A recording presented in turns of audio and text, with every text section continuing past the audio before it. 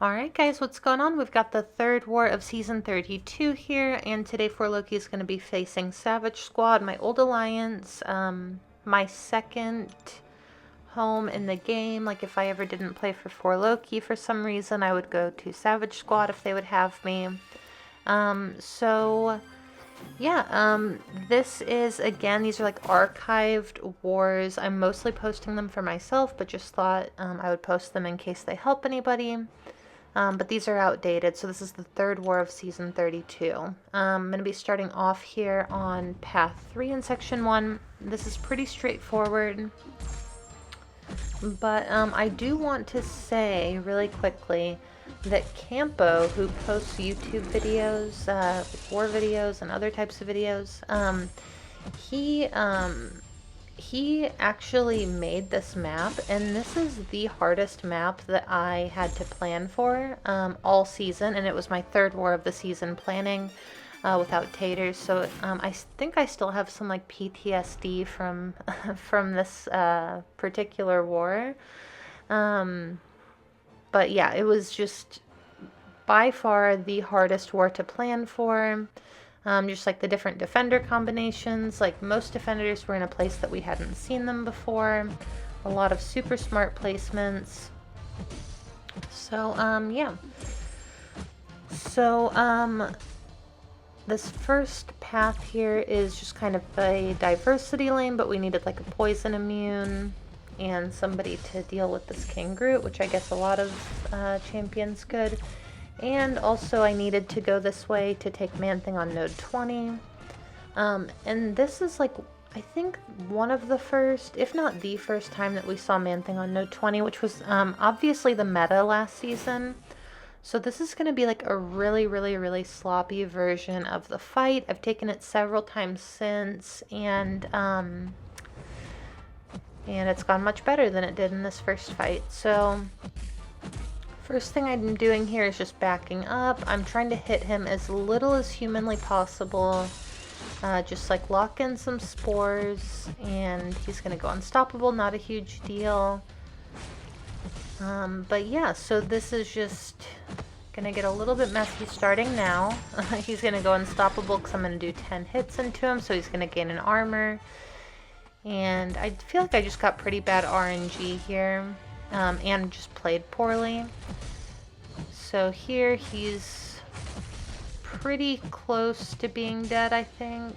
Here, I think every armor that he's gotten, he's gained an unstoppable from. But either way, super messy. Just goes to show, I think, how safe Omega Red is for that fight. And then my next fight here, this is going to be path 4 in section 2. This is a Domino. So ideally for this fight, you'd want like a Warlock or someone else, you know, somebody that counters Domino a little bit better. But we couldn't really fit that, and I didn't want to set anyone else up in a bad spot or a spot where they could fail or the matchup wasn't ideal, so that's kind of how I chose my paths this war. So my plan here was to just not push her over a bar of power when I still had my bleed on. So I'm just trying to play it really slow. And just need to make sure I don't fall for her little domino tricks where she, you know, throws the special and at the very tail end of it you're still unlucky and you get hit by it somehow. So here I removed suicides for this fight. This is going to be a Dragon Man. And this is actually really good placement for Dragon Man, in my opinion, just because generally, you know, he has really long ranging specials, especially the special one, and if you block it, you get a debuff. So, and also I couldn't use my flame on here for this fight, so you're gonna see this person is running a lot of Mystic Dispersion, and right there I accidentally blocked the first special one. So I'm going to try to get out of the way of the second one. What I should have been doing here, you can see I was trying to back up. Didn't work. Invul boost is gone now. He's unblockable, and he's going to be unblockable for the rest of the fight. He's going to knock me down. Now he's like double unblockable, I guess. I'm going to Dex in the corner, And I know as soon as I push him to a special 2 and he's unblockable, I can't evade this. So I'm just going to have to eat the whole thing. And here, I'm going to dex the heavy attack in the corner, which isn't too hard. And just hope that he dies. He does. Very sketchy fight. And then this happens. So I'm sitting here, and at the time this is a very close war. And this is fast forwarded. This is not... I mean, I sat here for a very, very, very long time. I tried toggling Wi-Fi off and on. This was definitely like a server issue or a game issue. Then it showed me that I lost connection, so I took a screenshot and get back into the game. And I'm like, oh man, I just lost an attack bonus. And it actually counted as me killing him, which is pretty crazy. So... I got pretty lucky there. Well, I got unlucky with the disconnect, but lucky that it didn't count as a death, which I think normally it does. So here, this is going to be Black Panther Civil War. And this is my first time. I think that this was my first time, I'm pretty sure, doing this like Quake style Omega Red play in the corner against Black Panther Civil War. This is actually pretty good placement for him, aside from the fact that you're able to do this a lot easier than you are on other mini-boss nodes, because you get the falter debuff on you so you can heal from willpower. So you can see here, the block damage doesn't hurt quite as bad because of the falter. And yeah, I fast forwarded this. It's a pretty long fight, but it's just a whole lot of this in the corner. So yeah, not a whole lot to say about it. I think that this would be, I know that this would be fine with a rank 3 Omega Red as well. You can see, I think I'm going to finish at like 70%, something like that. So yeah, fight's almost over. Probably should have sped it up even faster than that. But yeah, so no big deal there. For like really difficult fights like that, I think I recommend doing that if you have an Omega Red and you're comfortable dexing in the corner. So this next fight here, this is going to be a Longshot. On Conflictor, this is why I couldn't use my Flame On for Dragon Man in Section 2, and why that fight turned into such a mess. But yeah, so I have actually, so what you can do for this fight, and what I would recommend everyone do for this fight, is place a guidance on here. I didn't do that. I don't know why. It was not smart, or maybe I couldn't fit it. But either way, I'm just going to do medium light, because if you repeat the same basic attack twice in a row, he's going to gain like block penetration. So I'm kind of stuck in the corner right now, but I'm okay with it, because every time that he hits my block, I'm just gaining more smolders. Sorry, I'm like rewatching this with you guys because I haven't seen this. I edited this like 2 days ago. So here, you can see I did 2 mediums, and now he has a prowess, which is totally fine. We got a good intercept out of the corner here. Fight's almost over. And yeah, to avoid all of this, you can just place a guidance on here and it's fine. So I don't think I realized that at the time. Or I thought that Longshot bypassed that. But he doesn't. So anyway, we did end up winning that war. That was by far my personal worst planning of the season. I learned a lot from it. So this is going to be the fourth war of the season. This is against Palo. And again, I haven't seen this in like a month, so I'm watching along with you guys. Okay, so I'm going to be starting off on Path 9 in Section 1 here. I'm going to be quaking this Cosmic Ghost Rider. If you guys saw my first couple wars of the season and you saw my Quake versus Cosmic Ghost Rider fight, you'll understand why I was pretty nervous to do this again. He has a massive fury on this node. I mean, just, I think it's like a 480% fury or something crazy like that. So if I get hit here, I am going to be in a lot of trouble.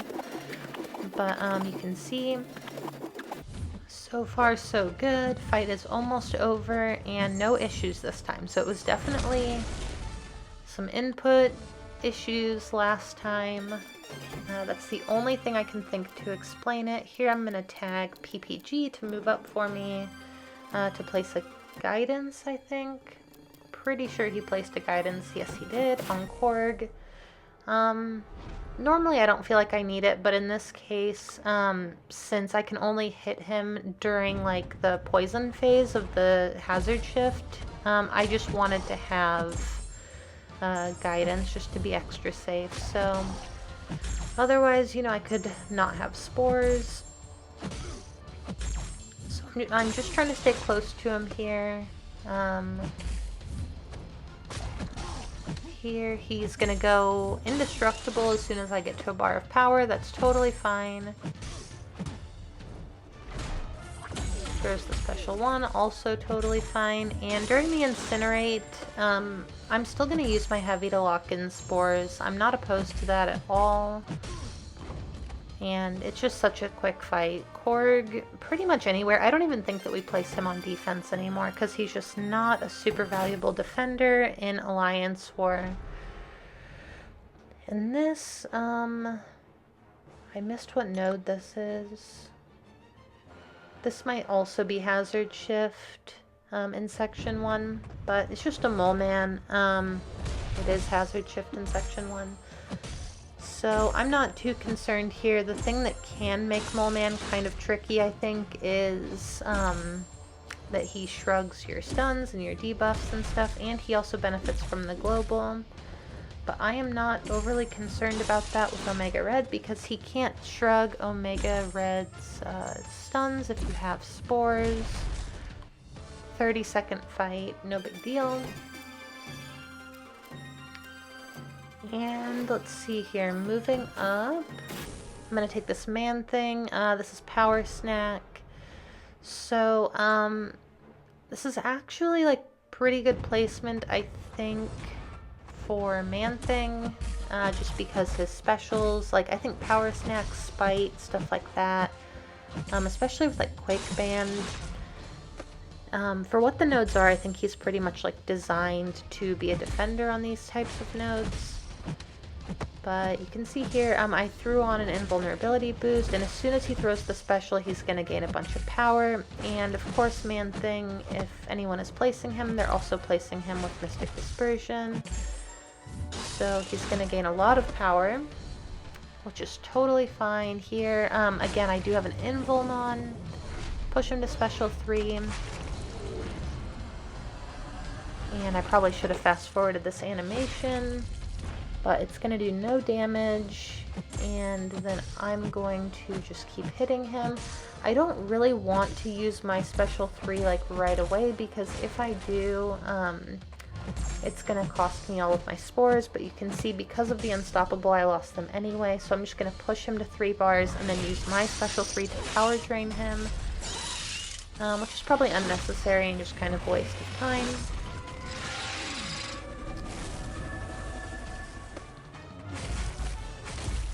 Here, he's going to throw a special 2, and he's triggering the unstoppable a lot from the global, which again isn't a huge deal. It just kind of elongates the fight, and this fight will be over in just a second here, so a little bit longer, I think. I didn't do a very good job of keeping my spores up on him. Here I'm just sharing energy, moving into section 2, and I'm going to fight this Immortal Abomination on Spite. I've taken this fight before. It is not terribly difficult. You can see I went with a Power Start 1 instead of an Invulnerability boost here. And they kind of work interchangeably for Omega Red. Like, if you're running low on Invulnerability boost, you can use a Power Start 1. And that's gonna work fine because you're gonna beat the defender to a special 3, and you can see it didn't even come down to that, but if it did, I could have power drained him no problem. And then Pete took Professor X in section 2, and then I'm gonna quake this America Chavez, and she is just like, her AI, it's like Mysterio's AI, it's very annoying. She just randomly throws heavies all the time. You can see I got hit with a heavy there, but it's not a huge deal. If Quake weren't banned, we definitely would have used like Spider-Man 2099 here. He works, you know, just as well and arguably faster than Quake, but just didn't, if you can eliminate the risk from the fight, you should, and I think that that is what Quake does for most fights. So, moving up here, I'm going to be quaking this Hulkbuster. So again, it's a fight I'm going to fast forward through. I've seen Hulkbuster placed here a lot, and obviously Quake is usually banned, but if she's not, we're just going to take advantage of it and use her. But you can use Magneto for this Hulkbuster. You can use Dr. Doom with this against this Hulkbuster. I mean, you can pretty much use almost anyone. You could probably use Mr. Negative for this Hulkbuster, just with like the big special 2s.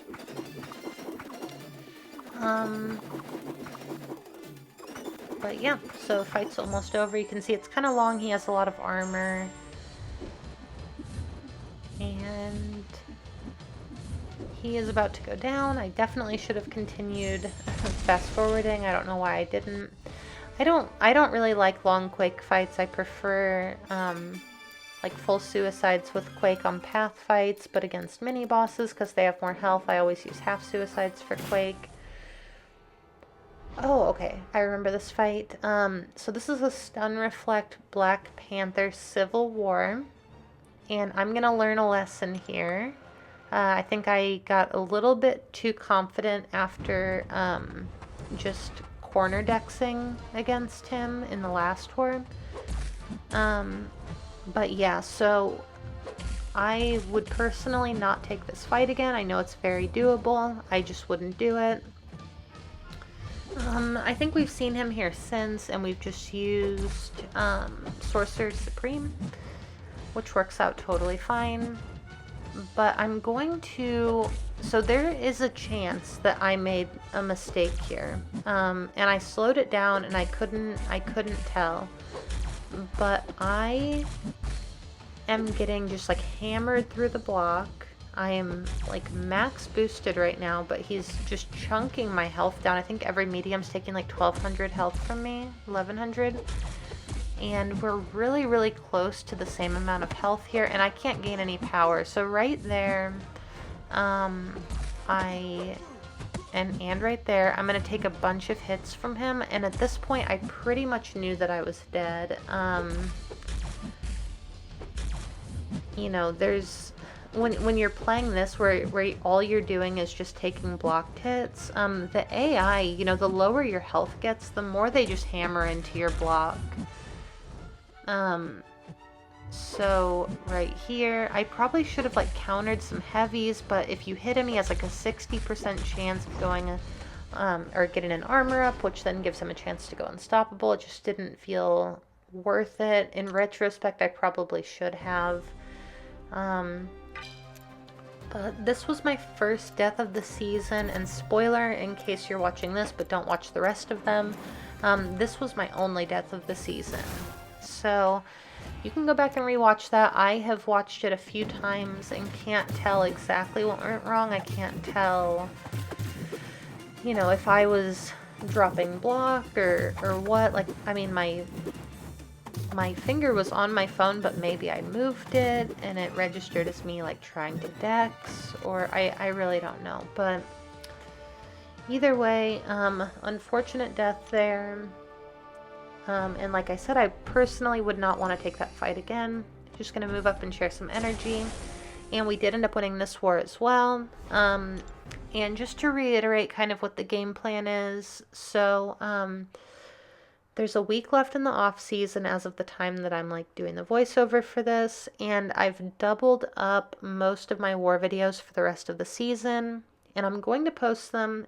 And again, I didn't keep up to date with it during the season. I know that most people, they want to know like the results of wars as they're happening, and so like off season, not very many people are wanting to watch war videos. Totally understandable.